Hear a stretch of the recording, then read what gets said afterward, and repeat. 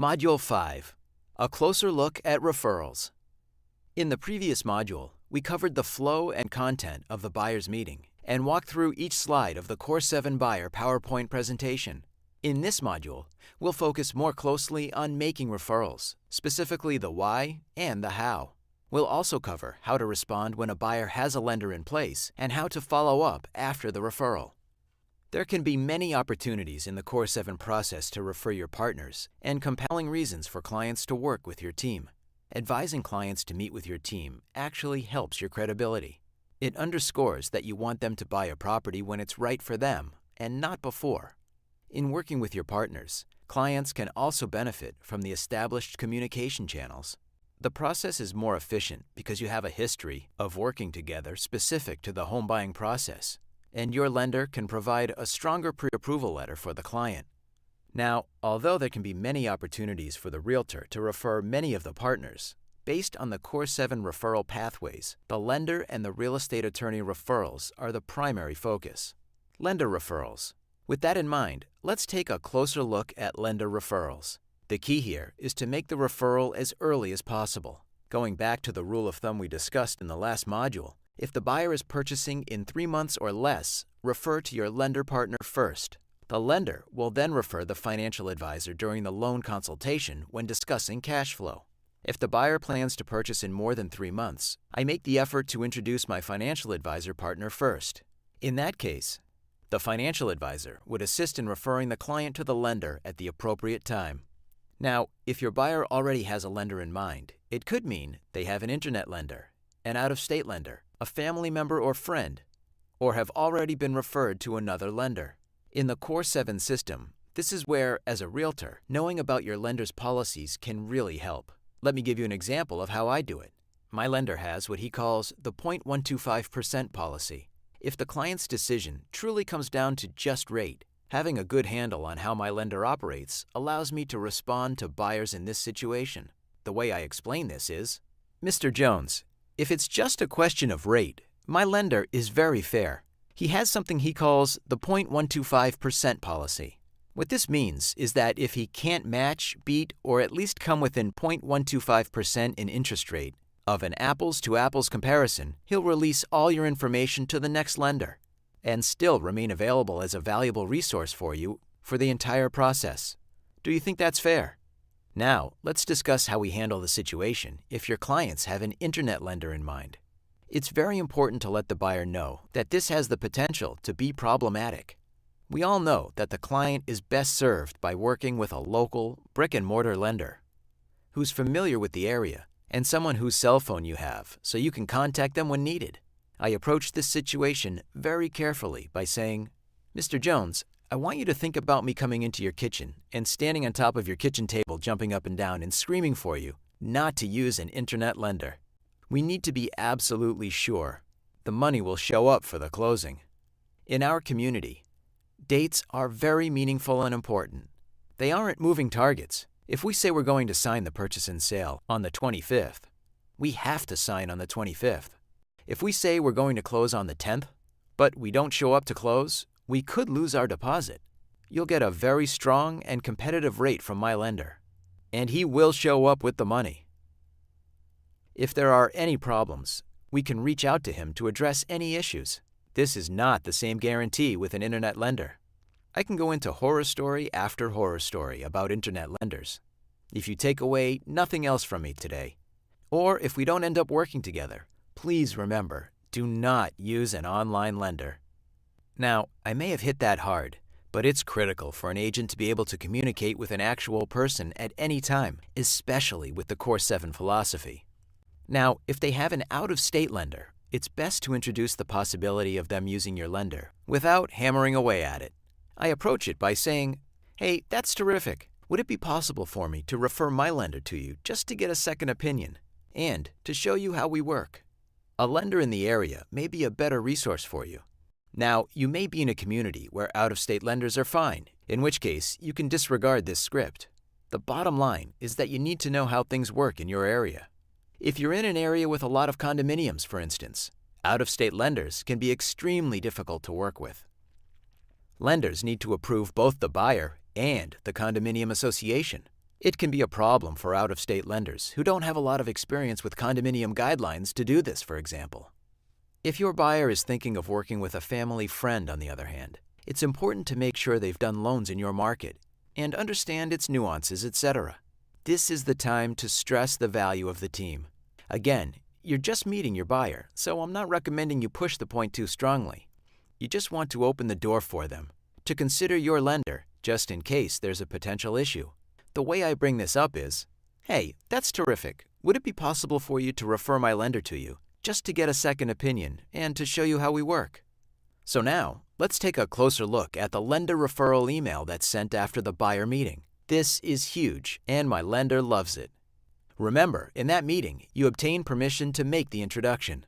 A copy of the referral email is located in the Resource Center and can be customized to mention what the buyer is looking for, a condo, single-family home, or multifamily, for example, as well as any pertinent information if a non-vanilla loan structure is needed. The email is worded very systematically to prepare the lender and to produce the best result. First, this email makes a strong referral by introducing the lender and putting the ball in his or her court to follow up and get all the information. It allows me as the realtor to focus on what I need to do to service the client without worrying about following up to make sure they connect.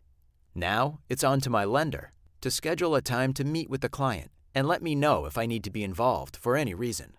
Second, the introduction email includes another reminder about the importance of the buyer gathering all the documentation required under Fannie Mae guidelines. This is a critical step in managing expectations. Instead of saying secondary market guidelines, I prefer to say Fannie Mae. Even though there are other investors on the secondary market, Fannie Mae is the most recognizable to buyers, and they understand the process requires a lot of paperwork to avoid mistakes. In this context, gathering the paperwork at the start feels more than reasonable, because no one wants mistakes. Third, by referencing the client's specific needs in the introduction email, my lender is prepared for any issues or concerns when they reach out to schedule the appointment. There's an important reason for approaching the referral in this way. The Core 7 system's secret service rule comes into play here. The goal is to always protect the team members. The process can be very daunting, and sometimes the client wants to place blame for any bumps along the way, including the process being challenging. For instance, the client could complain that the lender is asking for X, Y, and Z before even meeting or speaking. Your job as the realtor is to support the lender and to re-emphasize why it's important by explaining that every document is needed so that the lender can do a good job and help them identify all their options. Always remember, this is a partnership, and everyone on the team needs to support each professional's effort. I want to mention again that we don't encourage pushing or steering clients to work with your team. If the client is resistant, keep in mind that the goal is teamwork in the buyer's best interest. If there's resistance working with your lender, there are two options. The first is that perhaps you could better articulate the value of working with your team. The second option is for you to work with their lender. So what happens if the buyer feels you're steering or pushing them to a lender? There's a script to use to clarify things. Mr. Jones, the lender you choose is absolutely up to you. I can only give you my best advice and expertise in that when you work with a team of people who've worked together in the past, it's in your best interest. I also don't want you to think about the lender as a commodity in terms of you just looking for the best rate. You have to remember that an eighth of a point difference is really just the cost of 1 cup of coffee a week. I want to make sure that you're getting the right advice about the loan structure and what's in your best interest for your plan and your long-term goals. More importantly, if there are problems in the transaction, if the lender and I have worked together in the past, we can pretty much resolve them before we bring them to your attention and possibly cause you stress that could have been avoided. This all underscores the team approach I have. When I look at all the transactions over the past few years that have fallen apart, the commonality is not the lender, home inspector, or attorney I work with. It's the quality of the team's communication. Remember, you're hiring us to manage this process. You're relying on me to be a professional negotiator for you and for everyone on the team to do a good job. Part of the communication is between you and the lender, but another part involves the lender and me. Our interaction covers many nuances: family involvement, price change differentials, and many others. There are items that may not be obvious from your position, but are very important. Again, it's still your choice. All I ask is that you talk with them to see if it may be a good fit. Working with another lender. If the client is working with another lender, or they have a financial advisor who is involved in the process, you want to try to collaborate with them to ensure you're doing what is best for the client. In terms of working with another lender, here's what I suggest to do that is best for the buyer and the transaction. The first step is to introduce yourself and to make sure the pre-approval is valid. Questions I like to answer in this conversation include: did the client provide all their documentation up front? How's the credit rating? Is there any type of debt-to-income ratio issue? If interest rates go up, are they okay? You want to get a sense of where things stand and to find out about any potential issues in advance. I don't claim to be an expert on the lending process, but these are some basic questions that I learned from many meetings with my lender that can help identify potential red flags. Taking the time to get this information benefits their lender as well. In this conversation, you are collecting information that you can relay to the client. This will also bolster their confidence in their lender. Even though this is not your Core 7 lending partner, you still want to support the lender in any way you can, because the key to avoiding process issues is to keep the client moving forward, gathering documents, etc. If my client has really voiced a preference for another lender, and I can call and verify they're doing a good job, I'm good with that, and will always do my best to make sure they stay with that lender. Now, if you have any concerns after speaking with the lender, it's important to alert your buyer. If something is not happening correctly, it's your job to keep them informed. Remember, the buyer does not know or understand the process. Sometimes this conversation may not go over well, but you need to keep them in the loop. Let me give you an example of how I explain this. Mr. Jones, do I have your permission to be candid? I've spoken with your lender, and I'm a little concerned because they have not done X, Y, and Z. I would suggest a few things. Number 1, get all your paperwork to them right away so they can quickly turn this around and also handle any issues or red flags that come about. Let me give an example of a red flag.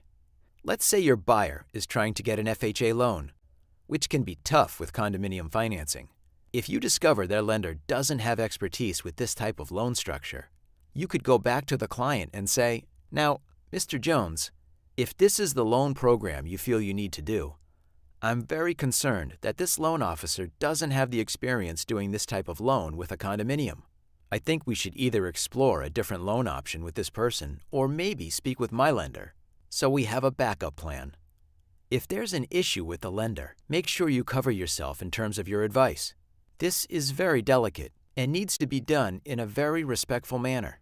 You need to ask permission to be candid in advance and back it up in writing with an email. Handled properly, this is an opportunity to add value by demonstrating you act only in your client's best interest.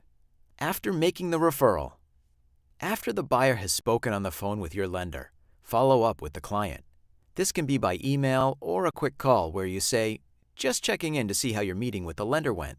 Sometimes, there may be a lot of technical information involved in the buyer's conversation with the lender, and the client will have questions.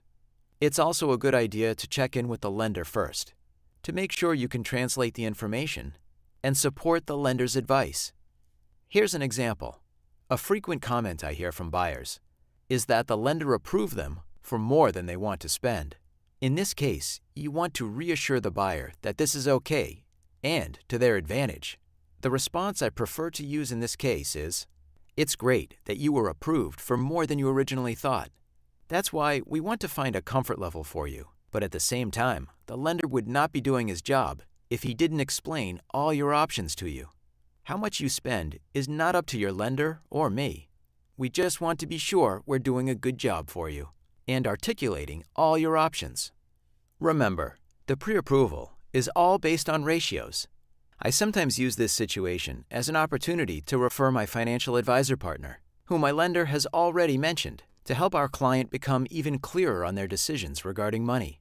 The dialogue I like to use in this case is, "It's great that you were approved for more than you originally thought. Now, if your comfort level is here and your pre-approval is here, let's figure out what is happening in between.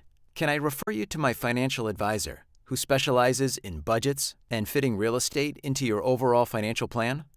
Please understand, he'll also help you maximize your tax benefit and will make sure you know all your options. The goal is to help you identify the best strategy and gain some comfort so that if you need to spend an extra $5 or $10,000, it's well within your budget. The Financial Advisor Referral. Now, while we're on the subject of the Financial Advisor Referral, we mentioned multiple times that if your clients are more than 3 months away from buying, it makes sense to speak with your financial advisor first. It's common for buyers to feel hesitant about jumping right into the mortgage process and having their credit pulled when they're more than 3 months away. For this reason, it's the best scenario to refer the financial advisor to discuss certain concerns. For example, where the down payment comes from, budgeting, etc. Sometimes, the property and casualty insurance agent will come up also. Again, following the Core 7 system, the lender and the real estate attorney are the realtor's primary referral targets. But just mentioning the financial advisor and the P&C agent makes it easier for your teammates to make the referral. These conversations come up all the time. Now, let's get back to the financial advisor referral. As you recall from the buyer's meeting module, we talked about the timeline for fitting real estate into the overall financial plan. The financial advisor is brought in to provide a cash flow analysis, to look at where the down payment is coming from, etc. The main reason you want to introduce the advisor at this point is to get a really clear picture of the client's budget.